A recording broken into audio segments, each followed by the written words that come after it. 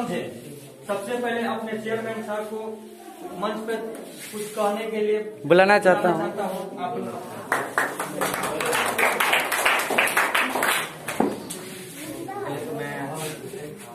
जी बोलिए। मैं बताना चाहूँगा, मैं सभी को प्रणाम करता हूँ। मैं खासतौर पे जो यहाँ उपस्थित श्री डॉक्टर जी काफी अच्छे डॉक्टर हैं, क्योंकि डॉक्टर तो बहुत है, इतने अच्छे डॉक्टर को हमने बुलाया कि आप लोग भी देखें और सुने और संपर्क में रहे। दूसरा श्री सुजीत कुमार जी जो अभिनेता और निर्देशक हैं, और शायद उनको टिकट मिल जाए भाजपा से, मैं ईश्वर से प्रार्थना करता हूँ।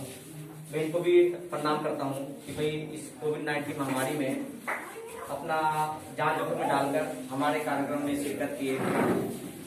इनका भी बार प्रणाम। जितने भी उपस्थित लोग हैं यहाँ पे स्टेज पर, आप लोगों को प्रणाम।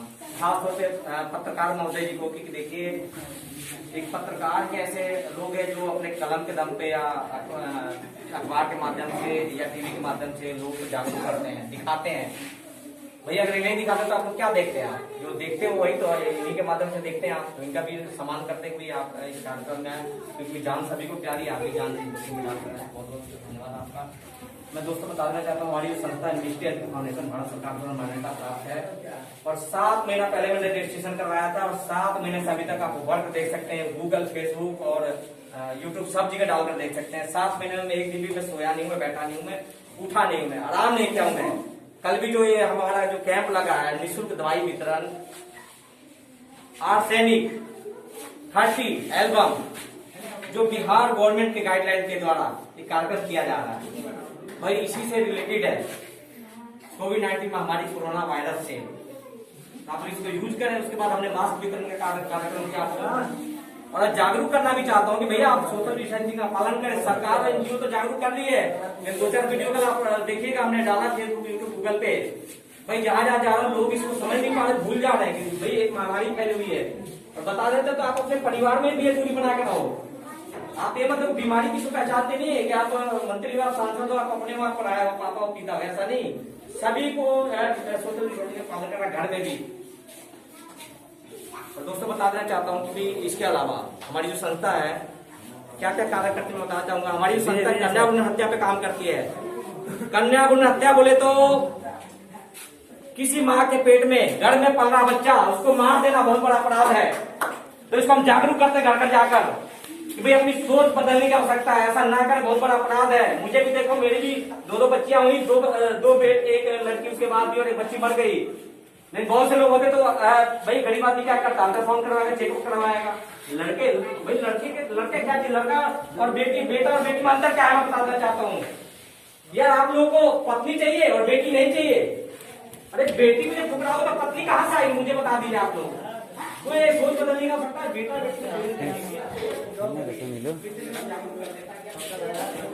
दूसरा शिक्षा हम लोग काम करते हैं। शिक्षा कैसे काम करते हैं कि उससे बड़े जाते केयर करते हैं, क्योंकि बच्चा तो स्कूल नहीं गया इतने साल से, 10 साल का हो गया, 8 साल का हो गया, वो नहीं घर से लेके हैं, उसको मैं शिक्षा प्रोवाइड करवाता हूँ, टीचर फाइट करता हूँ मैं। इसके बाद बेरोजगारी, बहुत सारे फैक्ट्री मालिक जुड़े हुए हैं। भाई आपके क्षेत्र में पहले दिन आया था, लोग 25 से 90 का नंबर दिया, मैंने बिल्डरों का नंबर दिया, देता है क्या? उन्होंने बोला कि आप भेज दीजिए, स्वागत है, रखने के लिए तैयार, लाखों रुपए कमाएगा। इस तरह बेरोजगारी पर हम काम करते हैं। दूसरा पर्यावरण पे, वृक्ष लगाना आसान है, लेकिन वृक्ष को पालना बहुत बड़ी बात है। जैसे पुत्र को पालते ठीक उसी प्रकार मैं वृक्ष लगाता हूँ, तो पालता भी उसको, देखभाल करता हूँ। और वृक्ष खुद को हर एक व्यक्ति को खुद से लगाना चाहिए। जैसे कि मैं गांव में जब भी आता हूँ कुछ वृक्ष लगा रखा है, हमेशा मैं देखभाल करता हूँ। पिछली बार क्या है कि माटी का बढ़ाव किया वृक्ष ताकि जड़ें मजबूत हो। जब मैं फावड़ा चलाने लगा तो खून लगा निकल जाता है, लेकिन वो परीक्षा ले रहा था, मैंने फावड़ा मेरे को डरा रहा है, खून निकल रहा है, तो मैं डरने वाला नहीं, फावड़ा चलाता है, मेरा खून निकला, जब एक दर्द किया था मेरे को। मैं बता देना चाहता हूँ, आप मेरा वीडियो यूट्यूब फेसबुक पर देखिएगा, मैं डरने वाला व्यक्ति नहीं हूँ। मैं आपके साथ अन्याय होता मैं लड़ूंगा, मैं लड़ भी रहा, न्याय मिल भी रहा है। आप देख सकते रोज धमकियां मेरे को मिल रही है। अगर अन्याय के लिए लड़ना पाप है तो सबसे बड़ा गुनाह समझता हूँ मैं, और मैं इस गुनाह को करने के लिए तैयार हूं। मैं अगर आपके साथ कोई आदमी पीड़ित है, उसके लिए खड़ा होने के लिए मैं तैयार हूं। मैं चाहे 4 विरोधी खड़े हो जाए, मुझे कोई परवाह नहीं है। ये बहुत बड़ी बात है। दूसरा बता देना चाहता हूं कि सभी लोगों में। गांव में क्या होता है कि द्वेष, ईर्ष्या और भेदभाव जातिवाद का। मुझे देखिए लोग कहते हैं भैया आप हिंदू हैं बीना जी, मैं कहता हूँ बहुत अच्छा लगा आपका फेसबुक यूट्यूब गूगल से देखिएगा, हर एक स्टेट से लोग जुड़े हैं, जल्दी नहीं जुड़ता है कोई संस्था से। 15-15 साल के एनजीओ लोग कहता है भैया हमारा भी एनजीओ है, मैंने कुछ काम किया है क्या आपने, तो चुप लगा जाते हैं। मैं कहता हूँ मेरा काम देखना कहीं डालकर और देख, जो आदमी देखता कहता है भैया सलाम करता हूँ। और लोग जुड़े हर एक स्टेट से। मैं बता देना चाहता हूँ कि गाँव में सबसे पहले एकता जरूरी है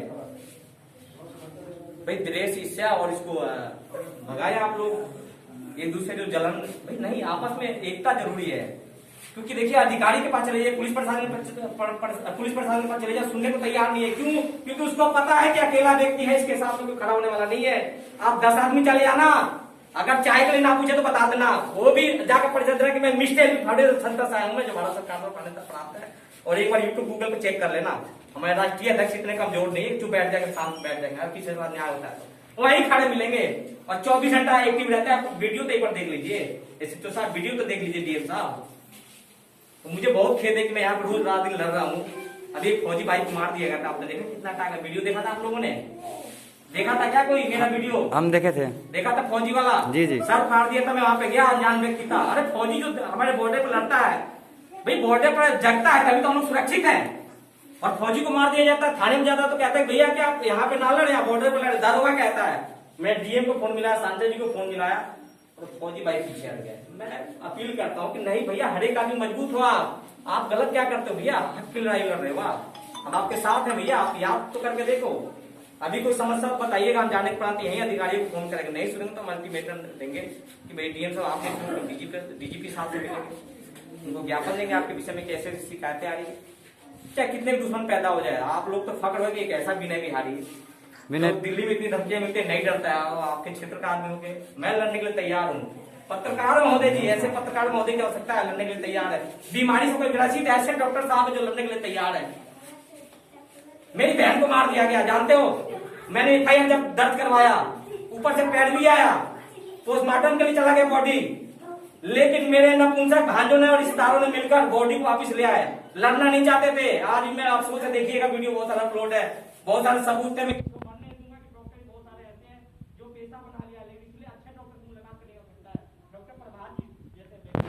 मैं जिस क्षेत्र में जाऊंगा उस क्षेत्र में ऐसे डॉक्टर मैंने चयनित करके बुलाऊंगा, तो मैं उसको जानता हूं पर्सनली। और पब्लिक, मैं फिर पीछे भी गया इनके विषय में बोला, प्रभात सिन्हा जी हमारे कार्यक्रम में शिरकत करने आए, बोला बहुत अच्छा, क्योंकि हमारा पूरा फैमिली नहीं के पास तो ट्रीटमेंट करवाता है। और पर्सनली पे मत जाइए, बहुत से लोगों का बाइक लेकर देखिएगा, तो भाई ऐसे डॉक्टर से संपर्क करें और सम्मान करें कि गांव-गांव जा जाकर दवाई वितरण कर रहे हैं, लोगों का ट्रीटमेंट कर रहे हैं। बहुत से डॉक्टर भाग गए भाई, मैं फिर भी प्रकट करता हूँ, बहुत से डॉक्टर दिखाने शहीद भी हो गए, फिर भी आप यहाँ पे आके दवाई वितरण कर रहे हैं। सभी लोग पत्रकार महोदय, सभी लोग बहुत बड़ी बात है। मैं आग्रह करूंगा कि डॉक्टर साहब भी कुछ कहे।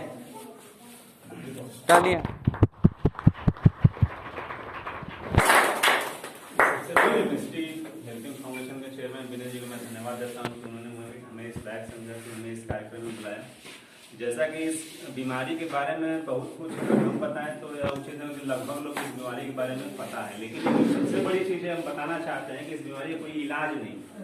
अगर किसी को बीमारी हो गई तो कोई ट्रीटमेंट नहीं है, इसका इलाज एक ही है कि आप लोग सोशल डिस्टेंसिंग बना के रखिए, जैसा कि हमने बताया, एक दूसरे से दूरी बना के रखिए और जो भी हो सके जो भी अच्छे से खाइए पीजिए, ताकि आपके शरीर की रोग प्रतिरोधक क्षमता जो है अच्छे से बढ़े, ताकि आप अगर उस बीमारी से ग्रसित भी हो जाएं तो आप जल्दी से जल्दी ठीक हो जाएं। अगर इस बीमारी की कोई दवा होती या फिर कोई इलाज होता तो पूरा विश्व जो है इस बीमारी से इतना लड़ नहीं रहा था, इतना भयभीत नहीं होता। इतनी लॉकडाउन या फिर जो भी बंद हो रही है, देश बंद हो रहा है, फ्लाइट बंद हो रही है, ट्रेन बंद हो रही है, बस बंद हो रही है, सरकार इतना अपना नुकसान सह के इस बीमारी के प्रति लड़ती नहीं। इसलिए हमारी आप लोगों से गुजारिश है कि जो भी हो सके, संभव हो सके, जितना हो सके, एक दूसरे से दूरी बना के रहिए, मास्क का प्रयोग करिए, सरकार जो भी समय समय पर गाइडलाइन जारी करती है उसका सही से पालन करिए। और पालन दिखाने के लिए नहीं, अपने बचने के लिए, आप सही रहें या फिर घर के लोग सही रहें, पास मोहल्ला गाँव जो भी हो सब लोग सही रहें, तो इससे बच के रहिए। ये हुआ एक पर। दूसरा का जो अभी अपनों को दवा दी जाएगी, मास्क दी जाएगी, ये प्रिवेंटिव मेजर है। प्रिवेंटिव मेजर कहने का मतलब कि अगर आप उस दवा को खाइएगा तो आपके शरीर जो है इतना मजबूत रहेगा कि आपको बीमारी होने के चांसेस कम रहेंगे।